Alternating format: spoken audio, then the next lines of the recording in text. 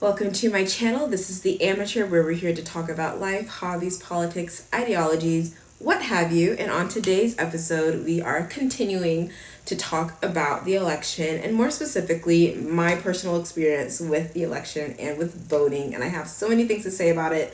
Hopefully we can keep this short, but I'll just go right into it and just share. So one, and this will need to be another video because, so also I want to show this. I worked out and I pinched my finger. So this is a blood blister that's healing still, but it's like really hard and firm. It looks like I have like a, I don't know what it looks like. Anyway, to get into this episode, I do want to say that I do want to make, I've referenced this over previous videos and I still haven't gotten to it. Obviously, I haven't gotten to very many videos, so you guys are going to be real blessed with these couple of videos are going to be dropping. But all that to say is that, first of all, I do want to say that I don't believe that voting is a right. You need to leave! I think it's a civic duty, which is a completely different thing. Like, a civic duty is not necessarily right. It's more so a responsibility. And for me, responsibilities are earned. And how that conversation has shifted over time has not been the best. So do I think women have the right to vote? Yes, like suffrage, all those things. But how women have gained the right to vote, I don't think that was the right or the correct way to go about it, which was essentially like demand it, like gimme. All that to say, that's going to be another video. But all that to say is that I have different views on voting, and that has since shifted over time. So to now officially formally start at the beginning. So I've been able to vote legally since 2016. 2016 would have been my first election that I would have been able to vote in. I think that was the first election during which obviously President Trump became the 45th president. And it was something where so one, I will say I grew up in a household where politics was not discussed. It was never brought up during Thanksgiving, Christmas. Parents didn't watch the news, at least around us.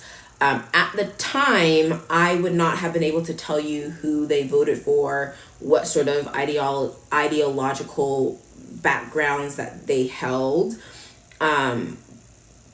Because we were a Christian family and we upheld Christian values, and that's kind of something that I like to say. Like, I would say that a lot of my beliefs and values align a lot more with conservative beliefs and values.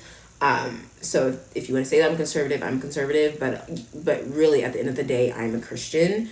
So I'm all for, fighting against the oppressed, justice, like all those things, but and fairness. But I have an idea of how that should be gone about. But all that to say, though, is that I grew up in a family where politics wasn't heavily discussed. For me, politics was boring. I was never interested in it. I didn't care about it.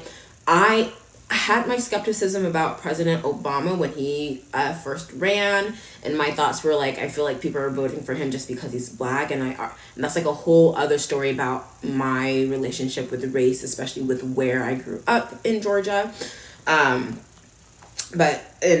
I was very much jaded for, people voting against someone just for their skin, and because I felt like it was such a setback. But I was like, well, I feel like most people are voting for him just because he's black, but like, he's going to be our president. Let's accept him along the way.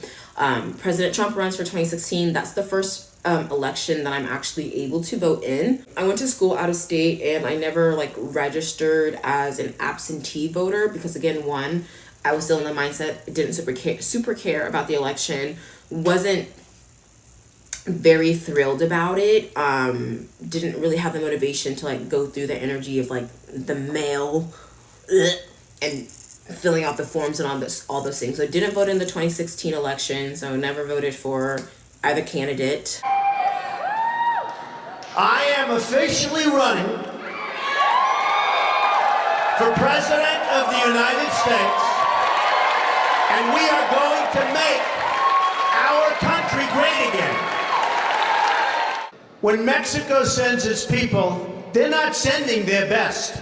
They're not sending you. They're not sending you.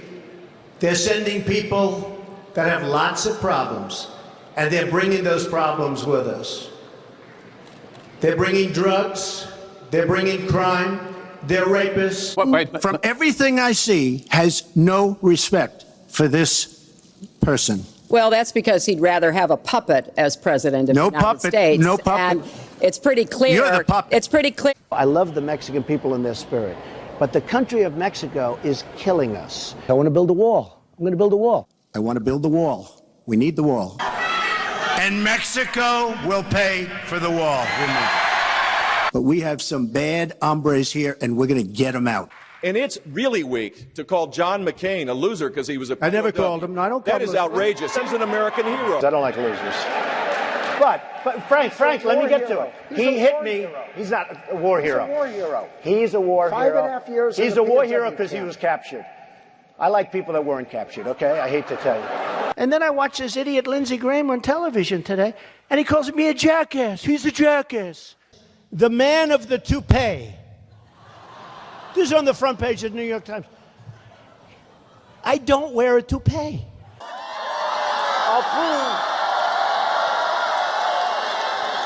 I'll prove once and for all that it's mine, okay? Come. Is it mine? Look. It is. It is. Say it, please. Yes, I believe it is. Thank you. I have such respect for women. I cherish women. You've called women you don't like fat pigs, dogs, slobs, and disgusting animals. Your Twitter account... Only Rosie O'Donnell.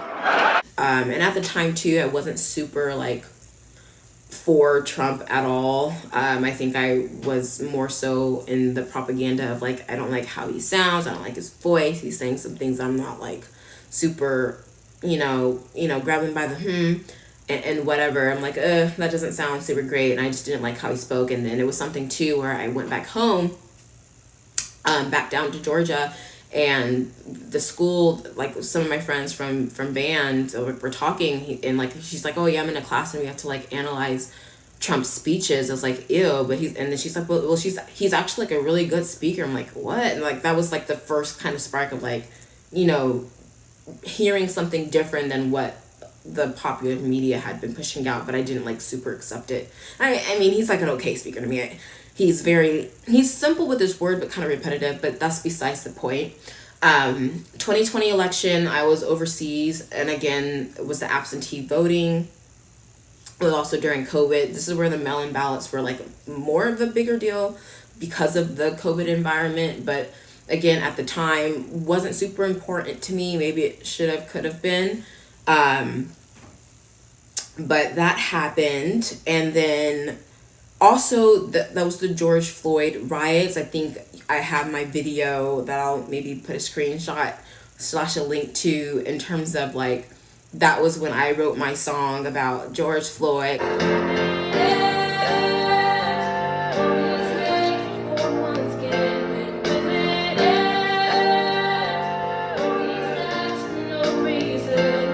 Again, I'm still captivated by the media and just kind of the overarching themes.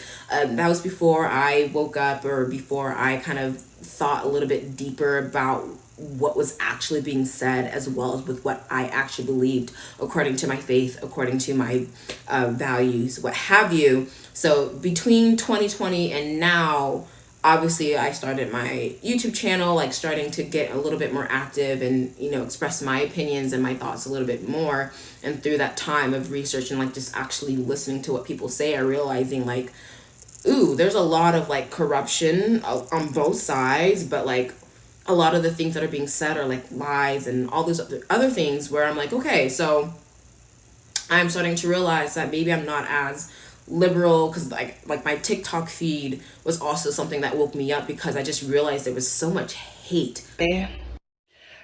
Dear white people, these freedoms, or the impingement of freedoms that you're ranting and raving about, is just silly.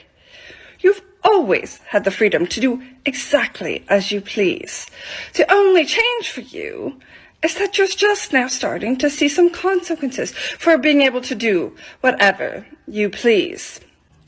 I should be used to this by now, but I'm not.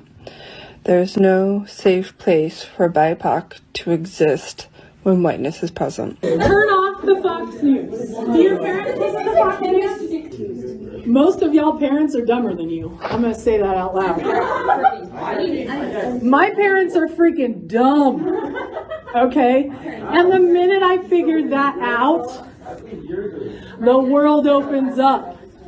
You don't have to do everything your parents say, and you don't have to believe everything your parents believe, because most likely you're smarter than them. So much hate, and I was like, I don't like this, and I want to separate and remove myself from that, because like the things that were coming up was because like it was like, oh, the rainbow happy, I want to be included, I want to be the tolerant, like transgender, LGBTQ, like all those things, like we can be Christian and love. Like I don't think homosexuality is still a sin, but like people are walking their own face, which people are still walking those things, but it's like just less of a religious base or religious grounding for why I believed or what I believed. It was just more so like wanting to, like Christianity had gotten such a rap during that time of being that just intolerant, hateful, whatever, and like I want to be the Christian that's and I mean, like, I do want to be the Christian, but we're gonna do it in a godly, biblical way. But all that to say is that I'd eventually gotten my own recollection and footing under me from all those experiences to get a little bit more proactive and involved, which led me to my 2024 election. And so for this 2024 election, I am in an area that is a blue bubble one. So it's a blue bubble. A lot of my friends voted for Kamala Harris. They voted Democrat. And it was something where, fortunately, they were like, they voted for blue, but they weren't the kind of blue that disowned their family and friends for voting something differently. I just texted my best friend of 14 years. Literally half of my life. I'm 28. And I asked them who they voted for. They said Donald Trump. And they said, I'm assuming you voted the opposite. And I said, yes. And then my friend texted me and said, will you still be my friend?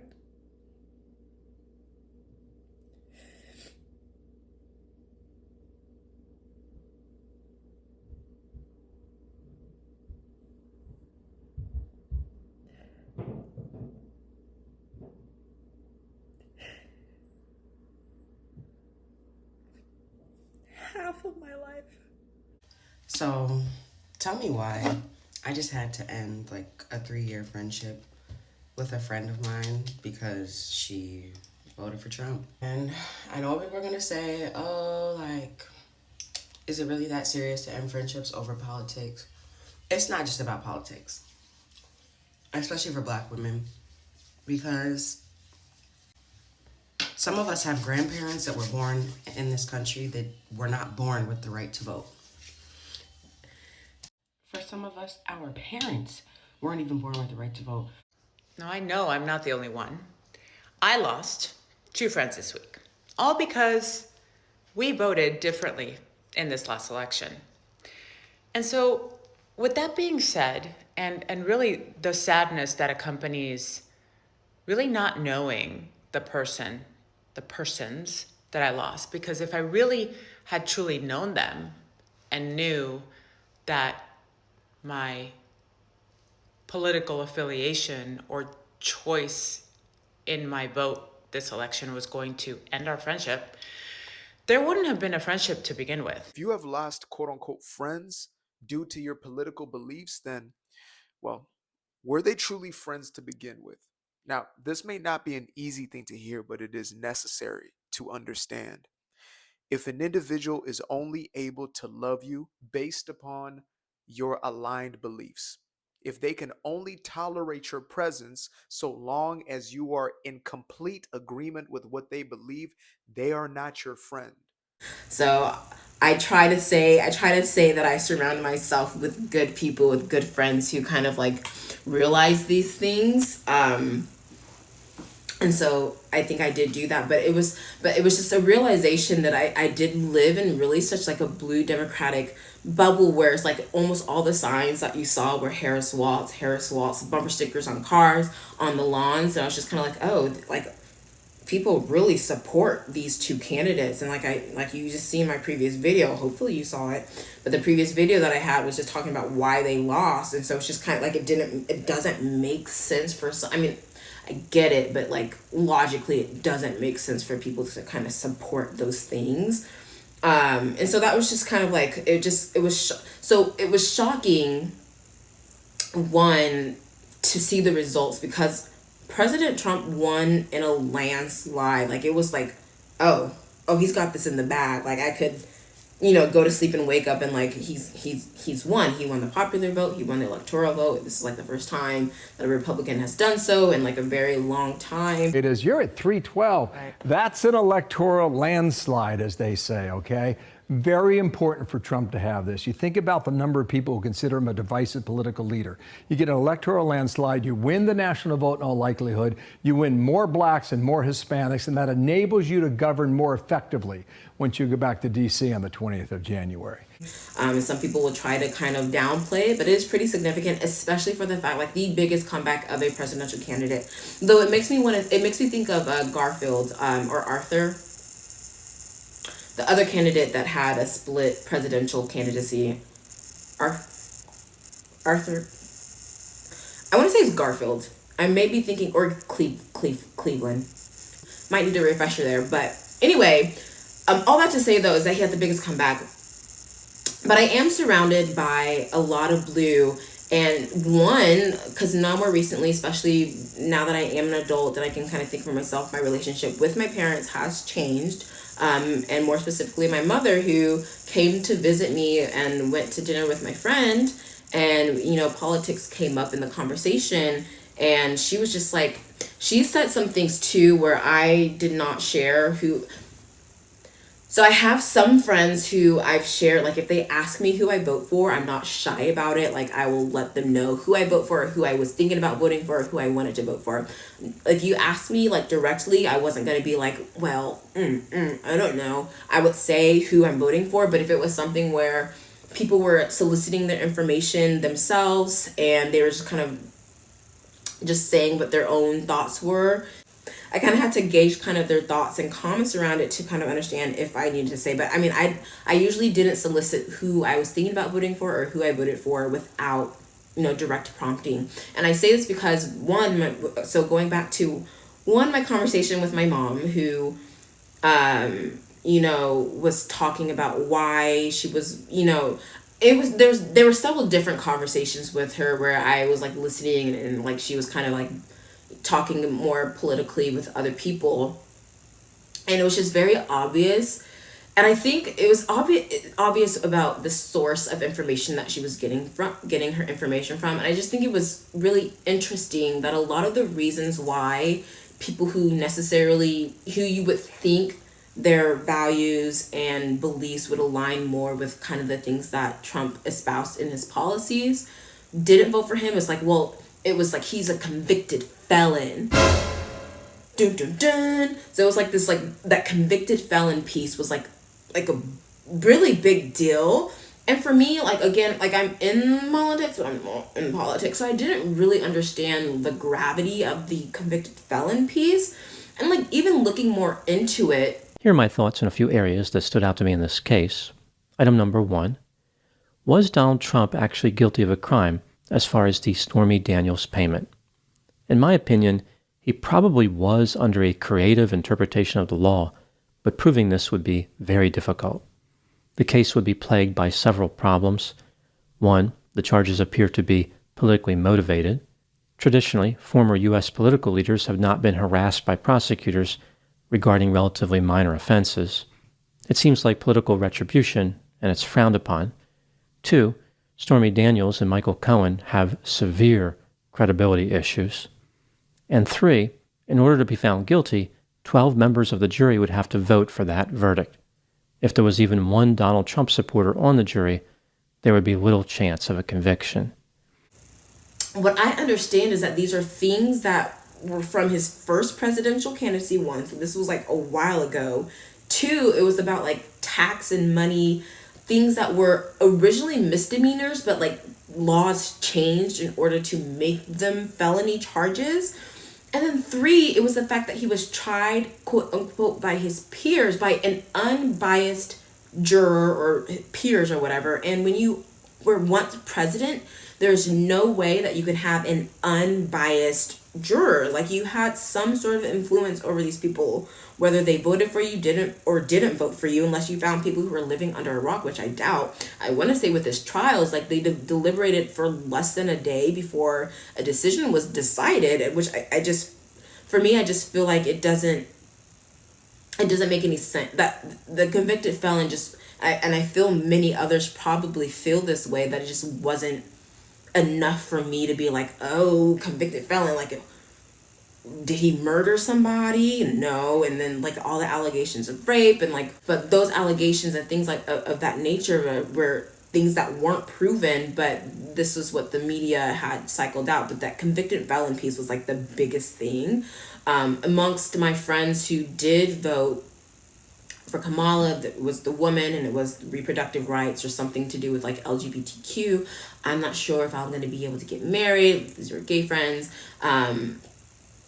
And then there was also something too where friends from high school, like I just celebrate, I personally didn't, but my high school just celebrated their 10-year reunion, and I wasn't able to go because I couldn't go. But I was asking some of the people, like, hey, are you going? And one of the guys was like, no, because those white people that we used to call friends, they all voted for Trump and they're imbeciles and blah, blah, blah, blah, blah. And I'm like, dude, Georgia was so he was one that I didn't solicit who I voted for, because obviously with statements and comments like that, like, he wouldn't have been in a state that would have been receptive for this kind of continual back and forth comments. But I did try to say things like, well, you know, maybe some black people voted for him too. Like, what about them? And that was like, well, they're imbeciles. Like, I don't want to associate. So again, more so on the lines of like, why would anyone vote for Trump? Like, as if that was just an impossible thing to believe. And I didn't further question like why he voted for Kamala or what was his reasons against Trump. Like, I didn't know him that well. I would say that we were like acquaintances. But all that to say is that was kind of like the people that I have surrounded. A lot of my closer friends from school are a lot more conservative. Like, I have like this group of 3 that we are like, okay, you know, we're on the same page, because it is like being in clinical psychology is a very liberal field. I don't know if you've seen the APA.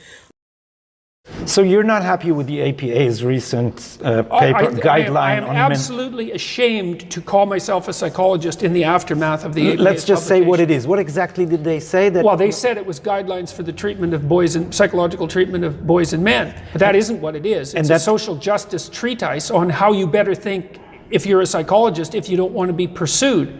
That's exactly what it is. But what they actually said was that traditional masculinity was harmful. And one of the arguments they said for two reasons. Compromised the mental health of boys and men and presented a social danger. And all the things that go on there, it's very, very liberal. And so just understanding that we're very much a minority within this sphere. So it was just very like concerning. He's seeing the propaganda, but then seeing the results. With President Trump now, what I've seen in the media, one with the results is that a lot of the propaganda that was spread and shared before just isn't working. I think a lot more people are just seeing for themselves, and also like when their wallets are hit, and some other things just don't matter as much, even if it's still an issue to them. Like, I think I wanted to say trailer, but that's not what I'm looking for. Whatever propaganda is that the they them video that was pushed out by the Trump campaign was very effective, I think. Kamala supports taxpayer-funded sex changes for prisoners. Surgery. For prisoners. For prisoners, every transgender inmate in the prison system would have access.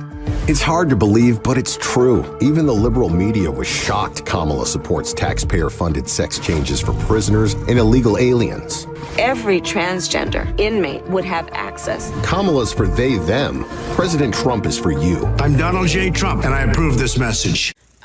In relaying that point that President Trump is for you, is for America, keeping those things first versus others. And I think that was the really big thing that pushed him over.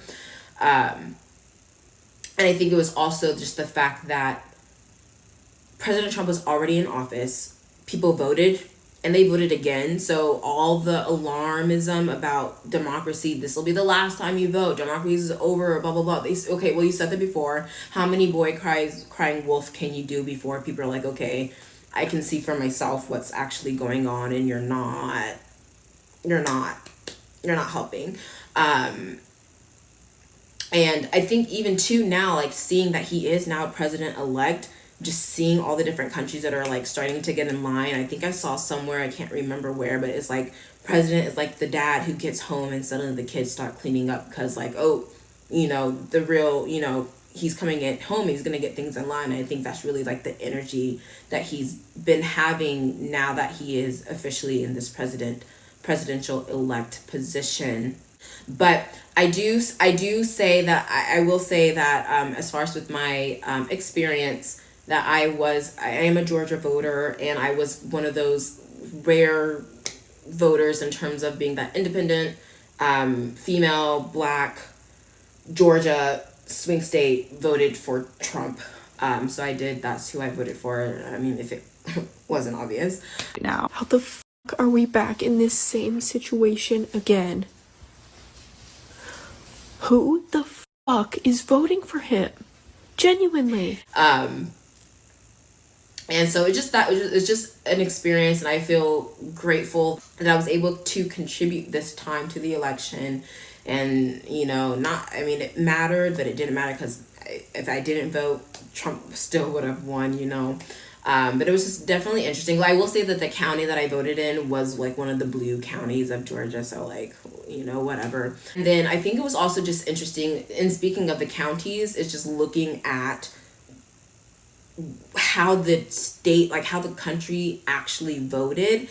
And it just kind of just speaks to that population density in terms of there are a lot, when we're talking about a lot of the problems that we face, the blue liberal cities, like that is where a lot of the population is. And when we talk about these problems, like I think in Matt Walsh's Am I Racist video, like when you go out into those suburban rural areas, like they're just not facing the same issues as you are in these big urban cities where they're densely populated. But it's just like pockets of blue, pockets of blue, pockets of blue, and then it's just like red.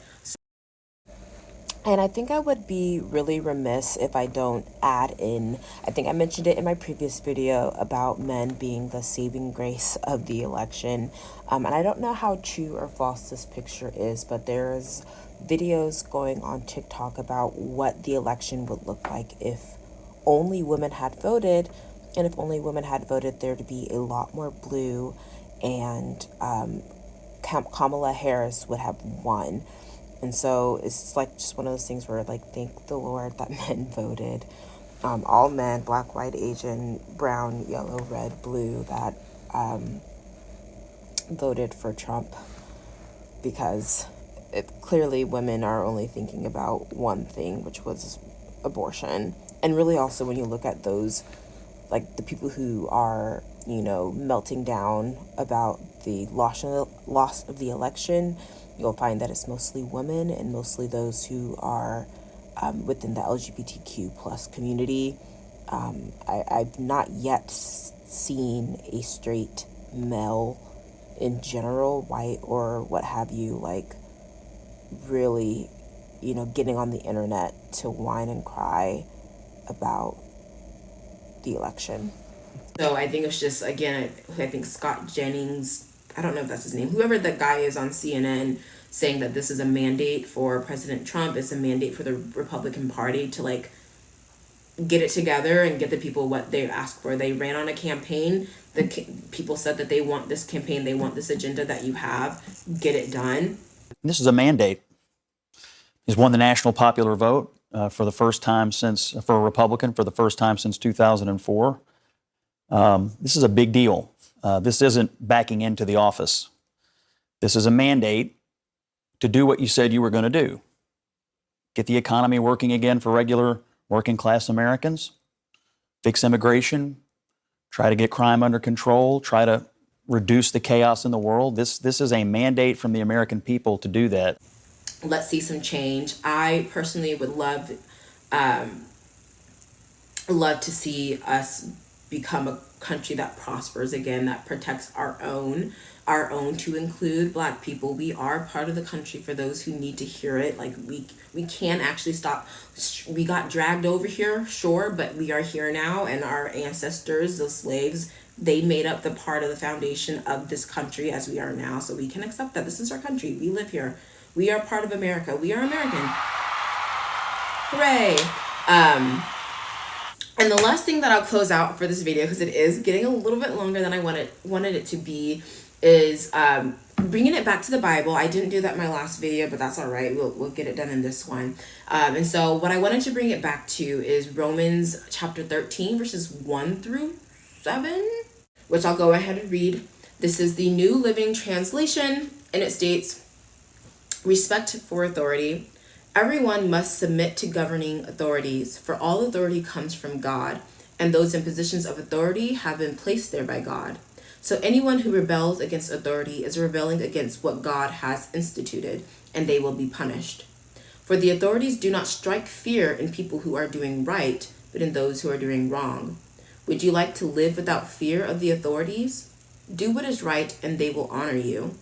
The authorities are God's servants sent for your good. But if you are doing wrong, of course you should be afraid, for they have the power to punish you. They are God's servants sent for the very purpose of punishing those who do what is wrong. So you must submit to them, not only to avoid punishment, but also to keep a clear conscience.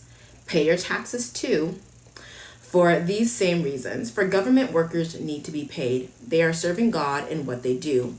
Give to everyone what you owe them. Pay your taxes and government fees to those who collect them, and give respect and honor to those who are in authority." So all that to say is that it would seem that President-elect Trump was now instituted here by the hand of God. And I think I would say the same thing if Kamala Harris had, by stolen chance, won the election. But I think it's just something too that whoever's in authority there, are there going to be a lesson learned from God in terms of when you are aligned with God's values, with God's beliefs, when you aren't aligned with God's values and beliefs, what further destruction can happen versus what it looks like when your values start, turning back towards God, and aligning with what God has for us in our hearts and for our nation. I think I've heard very many places that there's a God-sized hole in the heart of America that just needs to be filled. And I personally would love to be a nation under God once more.